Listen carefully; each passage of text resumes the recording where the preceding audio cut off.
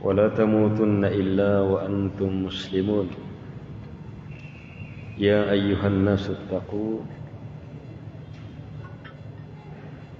ربكم الذي خلقكم من نفس واحدة وخلق منها زوجها وبث منهما رجالا كثيرا ونساء واتقوا الله الذي تساءلون به والأرحام إن الله كان عليكم رقيبا يا أيها الذين آمنوا اتقوا الله وقولوا قولا سديدا يصلح لكم أعمالكم ويغفر لكم ذنوبكم ومن يطع الله ورسوله فقد فاز فوزا عظيما أما بعد فإن أصدق الحديث كتاب الله وخير الهدي هدي محمد صلى الله عليه وعلى آله وسلم وشر الأمور محدثاتها وكل محدثة بدعة وكل بدعة ضلالة وكل ضلالة في النار.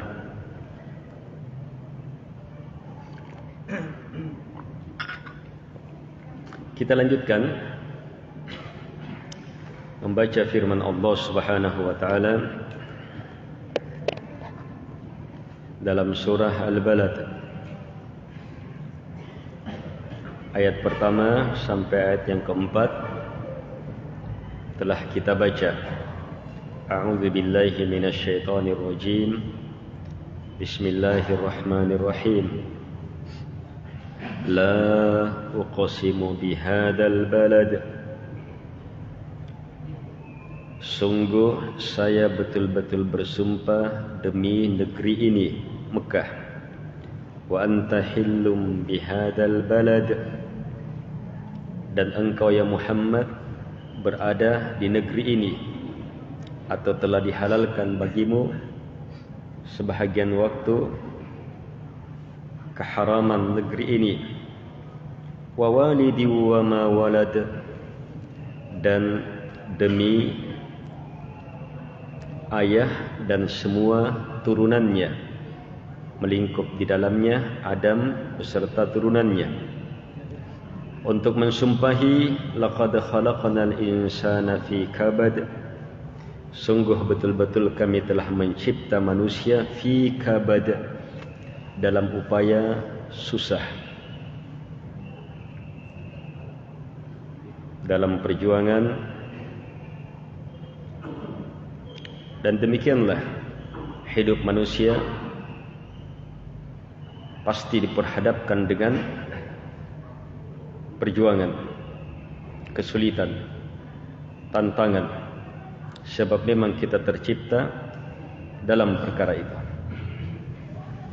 Selanjutnya kata beliau, Allah Subhanahu wa taala berfirman, ayahsabu an la yaqdira alaihi ahad. Apakah dia menyangka an la yaqdira alaihi ahad, bahwa tak seorang pun mampu terhadapnya? Kenapa? Yaqulu, manusia itu bilang, ahlaktu, saya telah keluarkan, saya sudah habiskan, malan, harta, lubadan yang sangat banyak.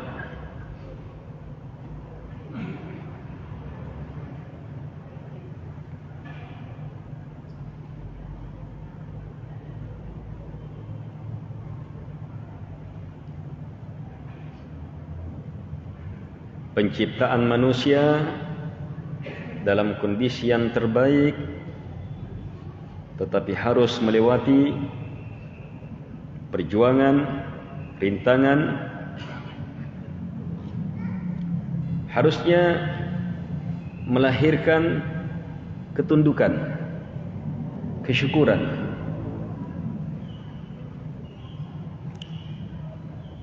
Tapi justru mereka menganggap tak ada yang bisa menguasai menimpakan siksaan kepada mereka. Allah bantah, ayahsabu an la yaqdira alaihi ahad. Apakah dia menyangka tak seorang pun mampu menyiksanya?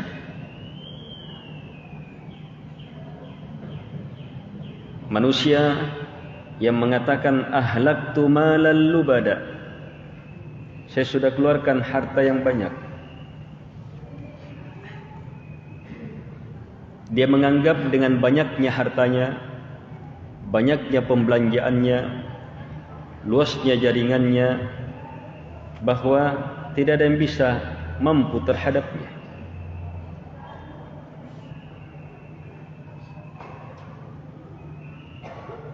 Allah ingatkan, Allah yang mencipta kita, Allah yang menguasai kita, lahir batin kita diketahui olehnya. Jangan sekali-sekali kamu menyangka bahwa Allah sang pencipta tidak akan menyiksa kalian. Dan cermati di sini ucapannya, ahlaktu malal lubada. Ahlaktu, asal kata ahlaktu, saya binasakan. Padahal arah maknanya kemana? Saya keluarkan harta yang sangat banyak. Kenapa pakai ahlaktu?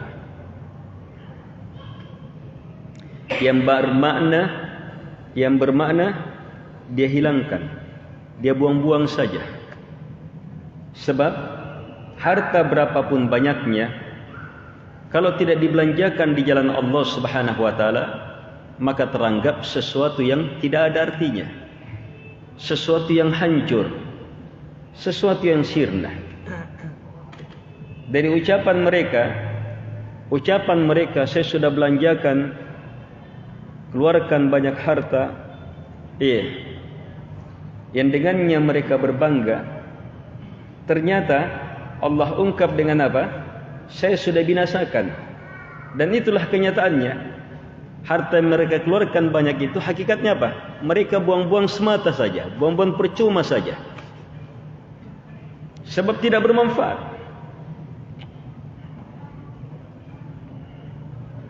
Manusia lalih akan penciptaannya. Diberi harta sedikit, dia menganggap sudah sangat hebat. Menganggap sang pencipta tidak akan mampu melihat, menghukumnya.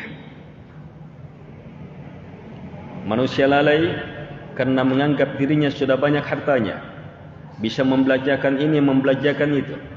Tapi seluruhnya adalah kesia-siaan ketika tidak berada di jalan Allah Subhanahu wa taala. Sebaliknya, kalau di jalan Allah, maka sekecil apapun juga akan berkembang, tumbuh, membesar. Bahkan Nabi bersabda, sabaqa dirhamun mi'ata alfi dirham. 1 dirham bisa mengalahkan 100.000 dirham. Kenapa? Sama-sama bersedekah. Sama-sama bersedekah sudah. Tapi yang sedekah 1 dirham hanya memiliki 2 dirham. Berarti keluar 1, keluar setengah hartanya. Ringan bagi dia. Yang ini walaupun 1 sudah tidak hilang, bahkan sangat tinggi nilainya. Belum lagi dalam hadis disebutkan Allah Subhanahu wa taala akan menerima sedekahnya hamba dengan tangan kanannya. Kemudian apa? Tumbuh membesar itu. Sampai ada yang tumbuh membesar sebesar gunung. Allah tumbuhkan. Ketika apa? Harta itu dikeluarkan karena tunduk kepada Allah Subhanahu wa taala. Harta itu dikeluarkan untuk apa yang Allah kehendaki. Harta itu dikeluarkan di jalannya Allah Subhanahu wa taala. Ayahsabu an lam yarahu ahad? Apakah dia menyangka tak seorang pun melihatnya? Apakah dia menyangka tak seorang pun melihatnya dalam kekafirannya, dalam keingkarannya terhadap nikmat? Jadi ini ilmu-ilmu penting. Ayahsabu an la yaqdir alaihi ahad? Ayahsabu an lam yarahu ahad? Itu secara tersendiri ilmu penting dalam kehidupan.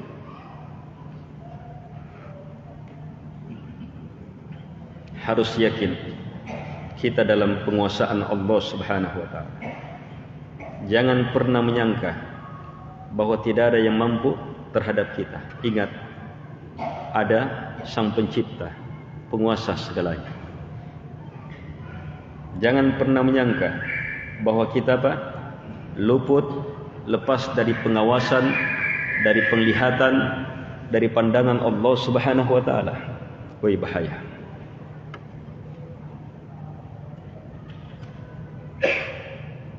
Tapi kenyataannya, lihatlah.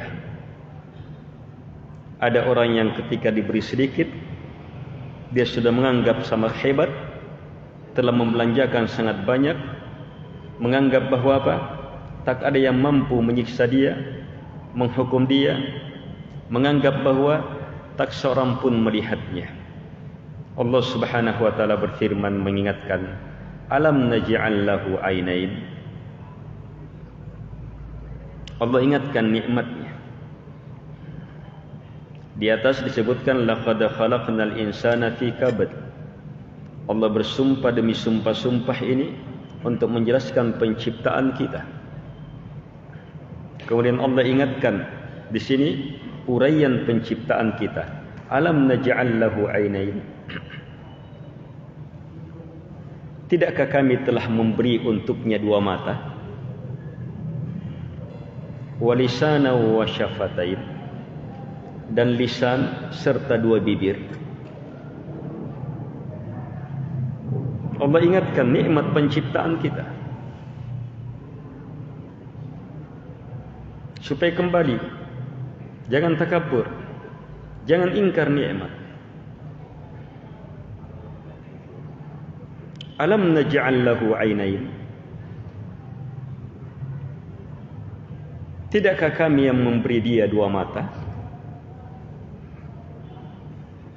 Wa lisanan, dan lisan, wa syafatain, serta dua bibir. Kemudian Allah ingatkan nikmat lebih besar lagi, nikmat agama. Wa hadainahun najdain, dan kami tuntun dia kepada an-najdain. Ini jalan kebaikan, tempuh. Ini jalan bahaya, hindari. Ini jalan keimanan, tempuh. Ini jalan kekafiran, jauhi. Kami tuntun. Allah turunkan Nabi dan Rasul, rusulan mubasyirin wa mundirin. Para Nabi dan Rasul turun memberi kabar gembira dan memberi peringatan, mengarahkan kepada an-najdain, supaya kita tempuh jalan keimanan dan menghindari jalan kekafiran. Kita tempuh jalan tauhid dan menghindari jalan kesyirikan. Kita tempuh jalan Nabi yang Allah utus dan menghindari jalan bid'ah, muhdatsat, hal-hal yang melanggar petunjuk Nabi alaihi salatu wassalam.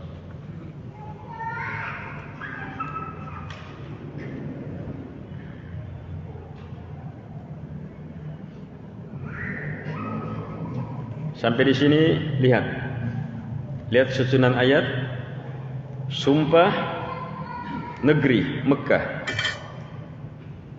dalam keadaan Nabi Muhammad tinggal di situ dan telah dihalalkan sesaat kehormatan negeri itu. Dan Allah bersumpah demi semua orang tua dan yang dilahirkan, masuk di dalamnya Nabi Adam dan turunannya, untuk menjelaskan penciptaan kita yang sangat hebat, yang di dalamnya perlu berupaya, perlu menghadapi cobaan, perlu menghadapi goncangan, perlu menghadapi goncangan dalam jiwa. Harus kita hadapi. Tapi manusia lalai. Saat diberi harta lebih, dia menganggap sudah memiliki sangat banyak, membelanjakan sangat banyak, dan menganggap tidak ada yang akan menghukumnya. Manusia lalai akan penciptaannya, menganggap bahwa tidak ada yang akan melihatnya. Allah ingatkan, bukankah kami telah memberi dia 2 mata? Ini berhubungan juga dengan sebelumnya, sangkaan jahat itu, menganggap tidak ada yang melihatnya.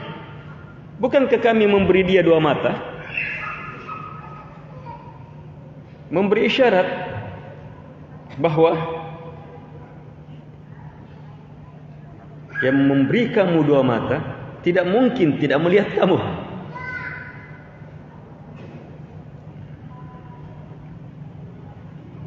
Yang memberi kamu lisan dan 2 bibir itu tidak mungkin tidak akan mampu menguasai kamu.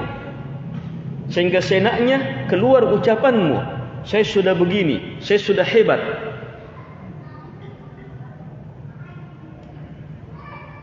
Yang kamu pakai berucap itu siapa yang beri? Yang dengannya kamu bisa berinteraksi, berucap yang baik, bergaul dan seterusnya. Yang kamu pakai berucap itu nikmat besar yang harusnya kamu gunakan untuk bersyukur kepada pemberi nikmat.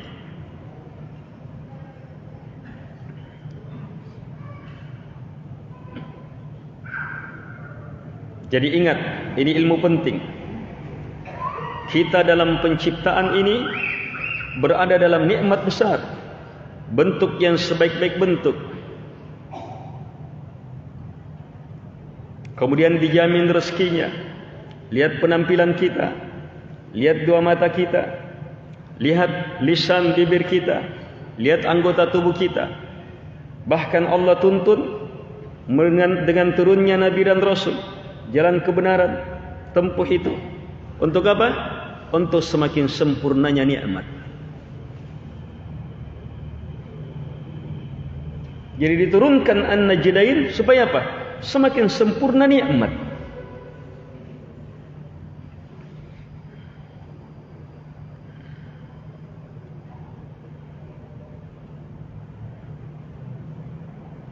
Tinggal gunakan sedikit kemampuan kita. Sebab kita memang dicipta untuk apa? Menghadapi goncangan. Fi kabad. Bisa berupaya. Lihat bagaimana usaha manusia. Bisa membuat ini, bisa membuat ini. Bisa membuat tercengang dari apa yang dibuat. Gunakan sedikit saja kemampuan itu. Untuk apa? Mengingat Sang Pencipta, bersyukur kepadanya, menempuh jalan kebenaran. Untuk apa? Allah akan tambah nikmatnya. Para ulama bilang, kita dicipta, lihat, dicipta tidak pernah ada sebelumnya, kemudian diadakan. Begitu kita diadakan, sudah dijamin rezeki kita di rahim. Waktu kita di alam rahim, jalur rezeki kita 1 jalur, tali plasenta. Tali plasenta ibu, iya. Ari-ari. Dari situ jalur. Begitu kita lahir, diputus. Ketika diputus, Allah sudah siapkan 2 jalur. Air susu ibu, 2 jalur. Sampai 2 tahun selesai menyusui. Setiap diputus, disiapkan lagi jalur yang lebih banyak. Disiapkan 4 jalur yang tidak bisa dihitung banyaknya, uraian-uraiannya. Diputus 2 jalur air susu ibu. Untuk apa? Raih 4 jalur nikmat yang tiada tandingannya. 2 jalur dari tumbuhan, 2 jalur dari hewan. Dari tumbuhan berupa makanan-makanan dan minuman-minuman yang sangat banyak. Dari hewan berupa makanan, daging-dagingnya dalam beragam bentuknya, dan minumannya yang datang dari hewan. Itu semuanya kenikmatan besar. Dan kita dicipta memang setiap ditutup satu pintu, dibukakan pintu nikmat lebih besar. Ditutup, dibuka pintu lebih banyak lagi. Seiring dengan itu, Allah persiapkan jalur nikmat supaya bertambah lagi. Jadi dari 1 jadi 2, dari 2 jadi 4. 4 ini kalau kita gunakan dengan memanfaatkan nikmat wa hadainahun najdain, kami beri nikmat jalan an-najdain, ini jalan kebenarannya, kebaikan, tempuh ini. Diingatkan pula ini jalan bahaya. Itu kebaikan besar. Kalau kita memanfaatkan nikmat ini dengan menempuh jalan ini, maka apa? Saat diputus 4 jalur ini dengan wafatnya kita, maka akan dibuka 8 jalur pintu surga.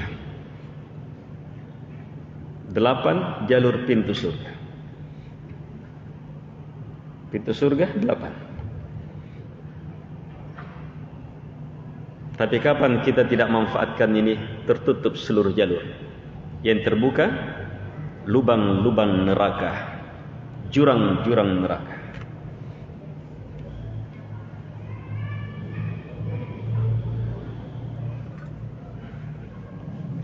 Kaum muslimin dan muslimat yang dimuliakan oleh Allah Subhanahu wa taala.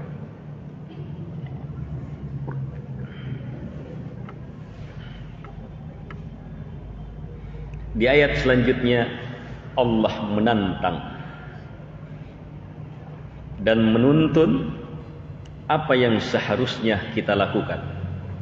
Falaqatahamal aqabah. Maka kenapakah dia tidak menempuh jalan sulit menembus al-aqabah? Kenapa kamu tidak iqtahama, da'aki itu al-aqabah, gunung terjal? Ditafsir lebih jauh apa aqabah itu. Wa ma adraka mal aqabah.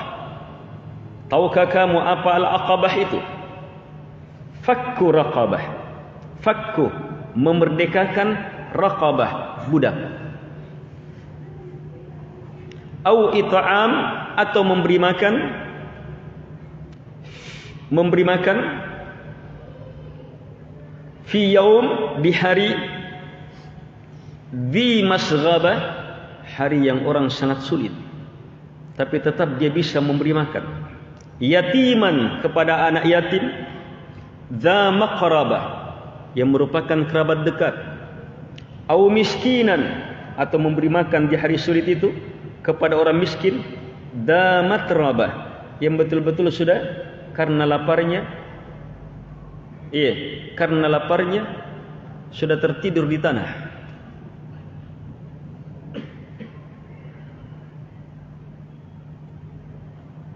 Ini tantangan.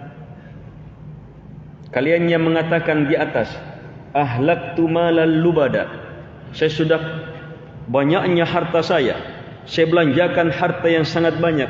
Allah tantang, tidakkah lebih baik kamu menempuh jalur ini? Mau hebat, mau luar biasa, mau menghadapi tantangan, ayo tembus ini.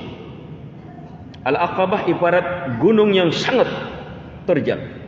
Ayo tembus ini. Mau hebat, mau luar biasa, ayo tembus ini. Ternyata tantangannya adalah penggunaan harta.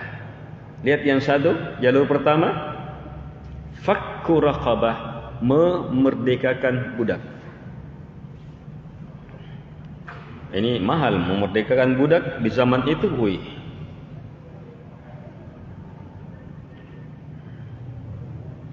Melingkup budak orang kafir, apalagi budak muslim. Memerdekakan budak.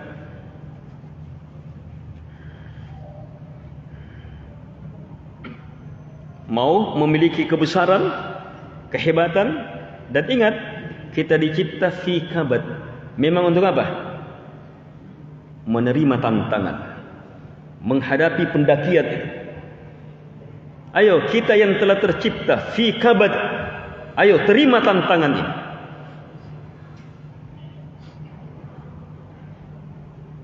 Harta yang kita kumpul, keluarkan di jalan Allah Subhanahu wa taala. Itu tantangan. Kalau sekedar, woi saya ditantang ini bisnis ini tantangan bagi saya ini. Bagaimana perusahaan saya bisa bertahan di tengah gejolak ini? Bagaimana usaha saya bisa tetap berjalan di tengah ini? Bagaimana itu tantangan. Tapi Allah sebutkan tantangannya lebih hebat, yang keberhasilannya memastikan kemuliaan dunia alam barzakh akhirat. Sedekahkan harta. Berat memang. Sebab kita cari ngapa na tahu yang nganu? Ngapa na tahu yang nganu? Ada rasa berat. Tapi siapa yang mampu menempuh, maka betul-betul hebat. Sampai Nabi Allah mengatakannya iqtahamah. Itu seperti menembus bukit terjal. Tidak sembarang ini amalan. Ini amalan khusus disebut di sini, di surah ini, sebagai tantangan. Karena itu terbukti orang-orang yang melewati tantangan ini, mampu menggunakan hartanya di jalan Allah Subhanahu wa taala, yang dalam pandangan orang kulena, atau dalam pandangan orang, kenapa kau gunakan hartamu seperti itu? Sia-sianya itu, kamu buang-buang ji. Salah sangka. Padahal justru disitulah harta tersimpan. Disitulah kemuliaan yang sebenarnya. Disitulah pencapaian jalan sulit yang mengantar kepada kemuliaan.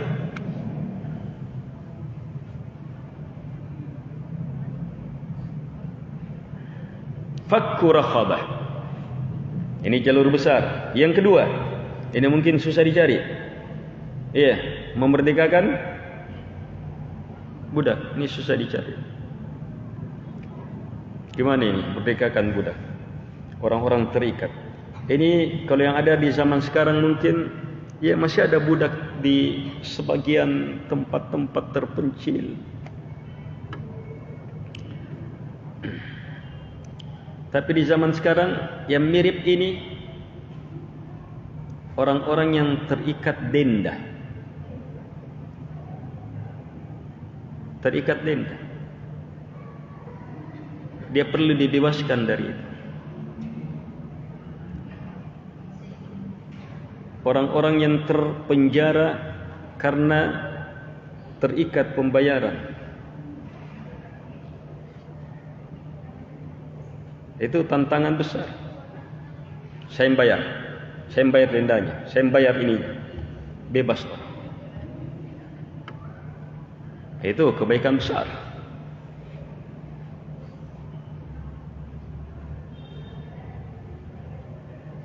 Kalau bisa menempuh jalur mengeluarkan uang di jalur ini, maka apa?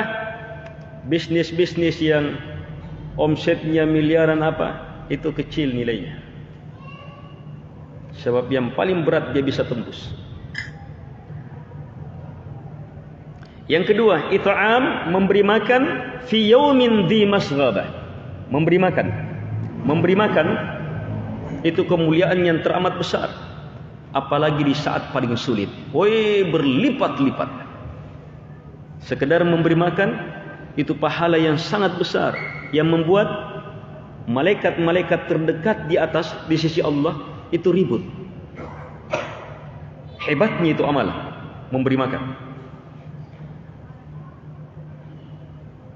Tetapi di sini karena ini tantangan, maka disebutkan jalur memberi makan paling sulit. Ayo, mau menerima tantangan ini, tempuh ini jalur memberi makan. Kamu yang bilang saya sudah banyak harta saya belanjakan banyak. Ayo, ini tempuh ini. Mau belanjakan banyak di sini nih. Bisa tidak di sini nih? Memberi makan fi yaumin, di hari dzi masghabah, hari sulit, hari paceklik, hari susah sekali. Panen gagal ini, susahnya. Tapi di hari itu tetap dia bisa memberi makan orang miskin. Di sini anak yatim. Anak yatim, memberi makan anak yatim, pahalanya tiada tandingannya. Apalagi kalau anak yatim itu dza maqrabah, punya kekerabatan dengan kita. Jadi dapat 2 pahala. Pahala memberi makan kerabat dan sekaligus pahala memberi makan anak yatim.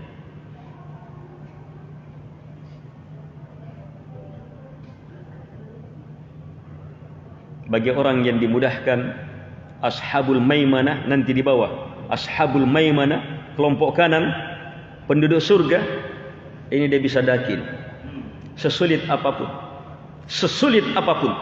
mengejar kemuliaan besar, memberi makan anak yatim, apalagi kerabat terdekat, pasti dia akan tembus.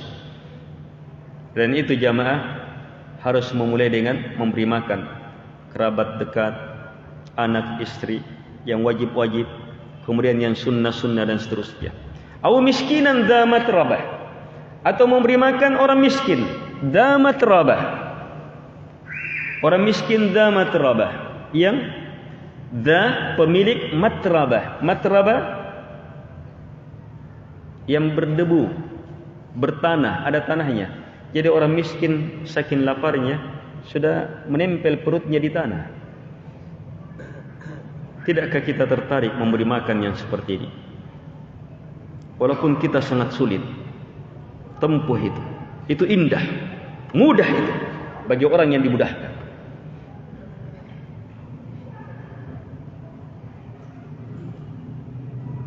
Lihat, Masya Allah, ketika Allah bersumpah penciptaan manusia apa? Penciptaan manusia harus menghadapi tantangan, perlu perjuangan, perlu pengorbanan, perlu mujahadah, perlu ini, perlu ini.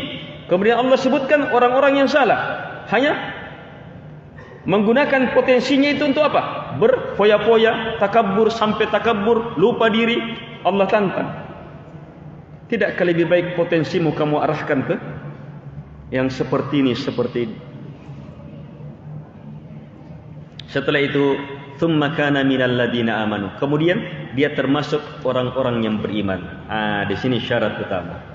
Sebab bagaimanapun banyaknya harta yang kita gunakan memerdekakan budak, memberi makan dan saat sulit kepada orang miskin, orang ini, tapi kita tidak termasuk orang beriman, maka sedekah itu tidak bermanfaat. Harus dasarnya karena iman. Dan dasar ini yang akan mempermudah iqtiham ini, pendakian. Bagaimanapun sulitnya, kalau karena keimanan kepada Allah Subhanahu wa taala akan mudah.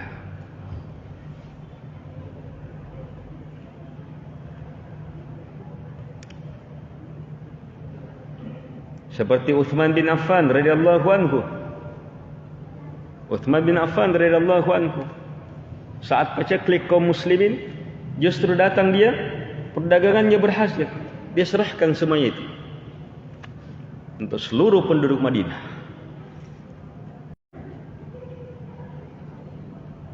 Dasarnya karena iman. Wa tawassaw bis sabr, dan saling mengajak untuk bersabar. Wa tawassaw bil marhamah, dan saling mengajak untuk marhamah, berkasih sayang.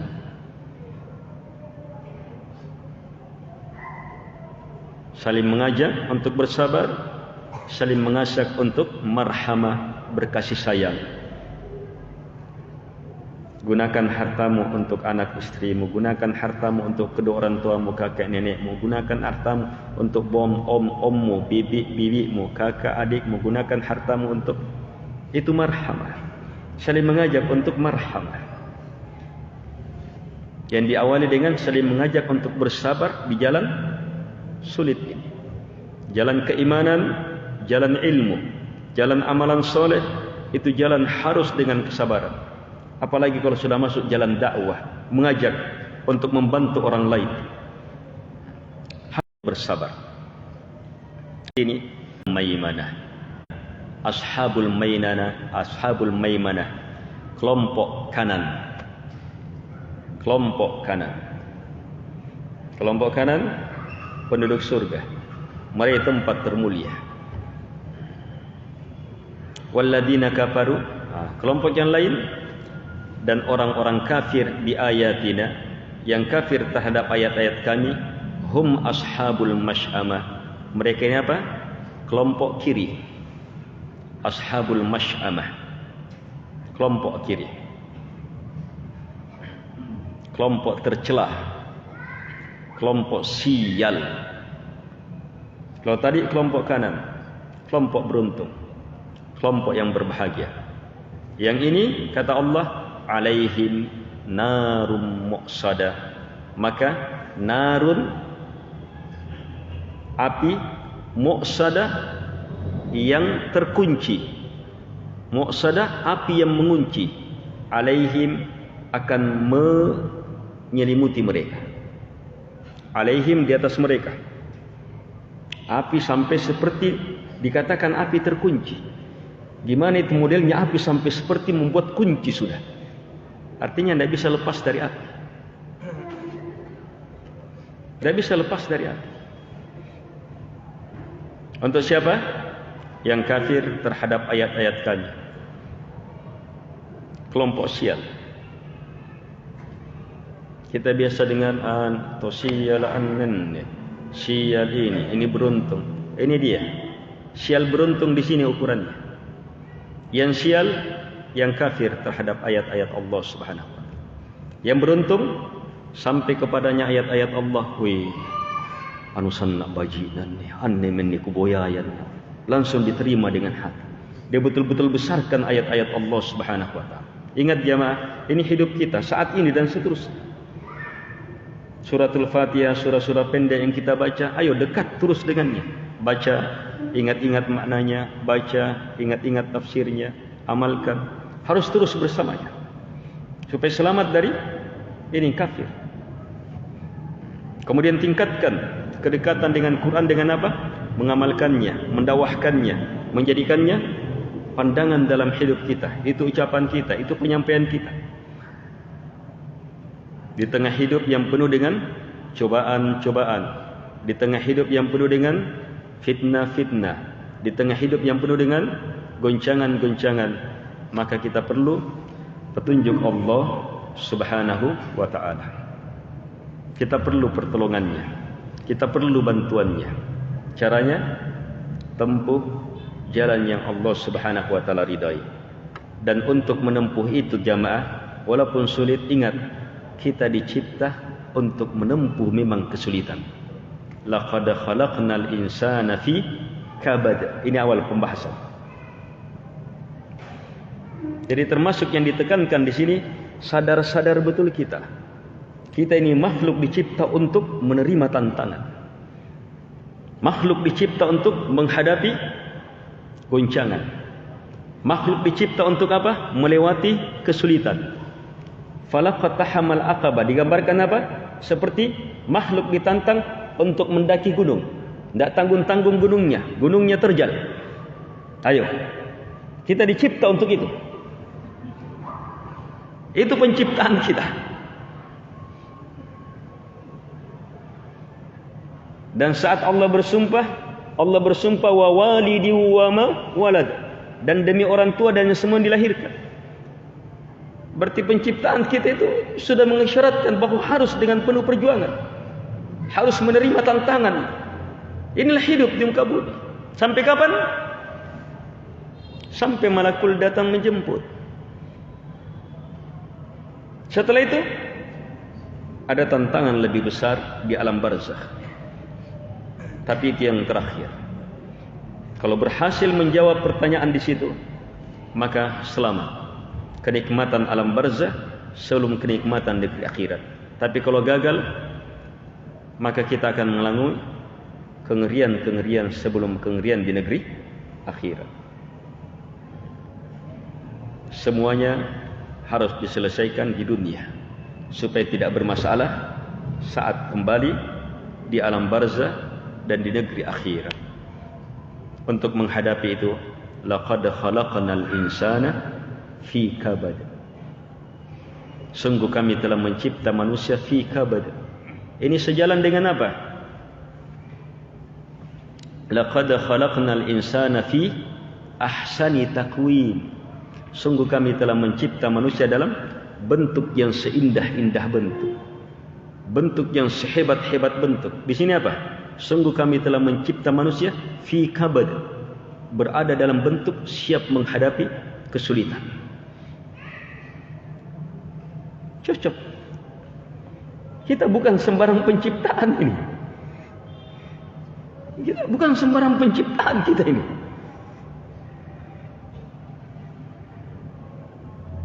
Karena itu memanfaatkan potensi untuk meraih kemuliaan terbesar. Apa tantangannya? Tantangannya imani saja, yakini, amalkan. Terus apa? Gunakan harta yang Allah beri. Allah beri.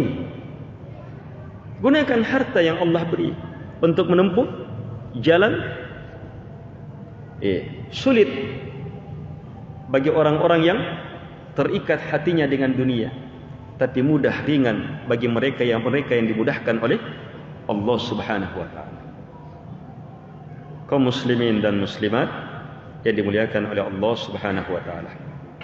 Ini beberapa hal mengingatkan akan makna-makna dari ayat yang mulia ini, surah yang mulia ini, sebagai ilmu untuk kita gunakan mengarungi kehidupan ini. Semoga Allah Subhanahu wa taala menjadikan kita seluruhnya ke dalam golongan hamba-hambanya yang mampu menjadikan Al-Quran sebagai sahabat dalam kehidupannya, menjadikan Al-Quran sebagai keyakinan dan pandangannya, menjadikan Al-Quran sebagai petunjuk dan cahaya hidupnya, dan menjadikan Al-Quran sebagai ilmu dan dakwahnya, serta hidup dan mati di atas kebersamaan bersama ayat-ayat Al-Quran ini. Sekali lagi jamaah, harus memulai. Tiap-tiap orang harus punya amalan bersama Al-Quran dalam bentuk bacaan atau sering. Tidak usah panjang-panjang jauh-jauh, yang dihafal saja dulu. Surah-surah pendek itu sudah menjamin itu. Tapi harus dengan cara jadikan sahabat, maknanya, kandungannya, amalannya, jadikan dia. Sehingga, ini suratul Al-Ikhlas, ini orang ini. Karena memang betul-betul nampak keikhlasan.